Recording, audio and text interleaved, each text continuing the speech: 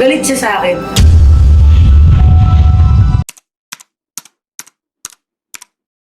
Pokwang hiwalay na kay Lee O'Brien sa ni Ogie Diaz last November 2021 pa. Noong 2021 pa pala hiwalay sina Pokwang at ang live-in partner na si Lee O'Brien na ama ng bunsong anak na si Malea. Matatandang 2015 nang magkaroon ng relasyon sina Pokwang at Lee na nagkakilala sa pelikulang EDSA World Worth na produce ng TFC noong 2014 kung saan isa ang huli sa cast na pinagbidahan ng komedyana. Naunang napansin na hiwalay na si Pocky sa Amerikanong boyfriend nang hindi na nito kasama sa label ng mga paninda nitong produkto at kamakailan ay nag-launch ulit ang aktres ng bagong label na solo na niya. Sa Showbiz Update YouTube channel ni Ogie Diaz at Mama Loy kasama si Josa Poco ay inamin ng una na matagal na niyang alam na hiwalayin ang dalawa kaya lang ayaw niyang pangunahan at hinintay kung kailan handang magkwento na si Pokwang. Ayon kay Ogie, last November 2021 pa wala na at hiwalay na si Pokwang at si Lee O'Brien. Kaya si Papang Lee ngayon ay nagsusolo ng tirahan at may hanap buhay yata at nagkatakdang umuwi si Papang sa US, hindi ko alam kung kailan. Heret ni Mama Loy, Nay, nang tanong ng lahat, bakit anyari? Sa totoo lang, masalimute, pero ang sinabi lang ni Pokwang, ang importante ay hindi kami makagalit nung naghiwalay kami ni Papang. Kwento ni Ogie habang pinapakita naman ang mga masasayang larawan ni Pocky kasama ang mag-amang Malea at Lee. Paano si Malea? Tanong ni Mama Loy. Si Malea obviously na kay Pokwang at tinatong ko naman si Pokwang kung naghahanap pa si Malea kay Papang. Sabi ni Pokwang, minsan pero alam naman niya pag ako ang nagtitaping o nakalock in, tinatawagan ko si Papang para siya naman ang tumuka kay Malea sa bahay nila. Pahayag pa ni Ogie. At Pokwang, inihayag ang dahilan ng hiwalay nila ni Lee O'Brien. Isiniwalat na ni Pokwang kung bakit sila naghiwalay ng nobyong si Lee O'Brien. Sa kabila na nangyari, pinagtanggol pa rin ng aktres ang dating karelasyon. Sa panayam ni Nelson Canla sa GMA News 24 oras nitong Martes, emosyonal na nilinaw ni Pokwang na walang katotohanan ang sinasabi ng ilang tao na lumalabas sa social media. Una sa lahat, walang third party in all fairness kay Papang. Hindi rin pera, walang ganon, ani Pokwang. Siguro baka napagod lang kami. Sana alam ng tao na iyong hinusgaan nyo na si Lee O'Brien ay mabuting tao naman po, mabuting ama. Nasasaktan lang ako doon sa mga nababasa ko, kesyo palamunin ko raw, masipag po yung tao. Depensa pa niya.